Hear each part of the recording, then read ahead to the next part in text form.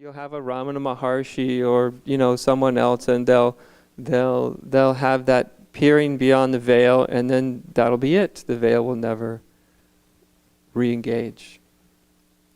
And what's this veil?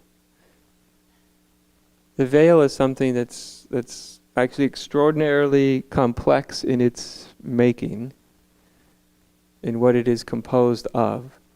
But basically the veil is what distorts our perception. And that distortion is called ego. So we see life as egos see life when our perception is distorted. Right? So then you see life a particular way, and one of the most common distortions that human beings walk around in is this thing called ego. As far as I'm concerned, an ego isn't so much a thing or an entity, because there isn't a thing or an entity called an ego. There's a verb of rapidly moving thoughts and identifications and aversions and beliefs and a whole mixture of things that I often talk about in my teaching. There's a mixture of all these things happening very, very rapidly.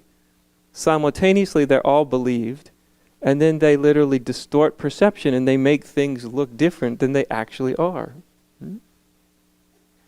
And there's nothing mysterious about this. You can believe something and your belief will distort the way you perceive things. When I was a kid, I think not unlike a lot of kids, I would occasionally see a spooky movie. I remember the first really scary movie I saw as a child was, what was that Hitchcock movie? The Birds? Is that what it was called? You remember The Birds? Wonderful, wonderful Hitchcock movie. And I saw that movie when I was very young. And I saw it at my grandparents' house. My parents probably wouldn't have allowed me to see it, but my grandparents were very nice, and I begged them to stay up extra late, And I remember kept nodding off because it was so late, and yet I had to see the end of this movie. But unfortunately, what it left me with was the next few nights was this sort of irrational distortion of mind, where I kept having to open closet doors to see if there was going to be a bunch of birds that were going to come out and attack me, and I'd have to look under my bed to see if there was some terrible creature down below, or whatever. It's really common for kids to go through that phase. But that phase, it's just a distortion of perception. You believe or imagine things may be there that aren't actually there. And then you're sitting in a room all by yourself, terrified about something that's not there and about something that's not even happening. It's a basic distortion, right? It's caused by impressions and what gets made out of them in the mind. The whole psychology of it isn't particularly useful to go into or even understand, but because everyone's had the experience of it. And so this is really what ego is. It's not so much an entity or a thing. It is a perception. It is a way of perceiving.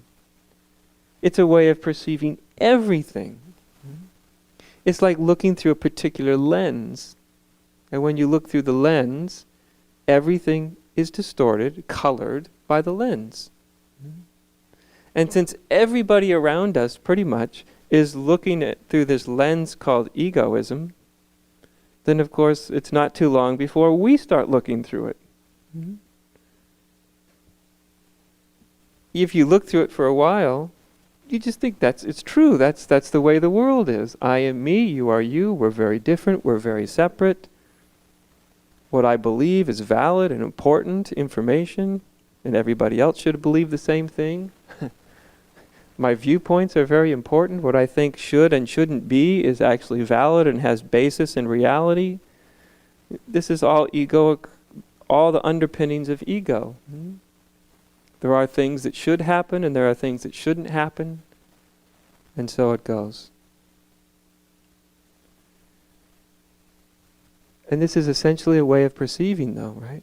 When you're perceiving from all of these internal agendas, everything looks a particular way.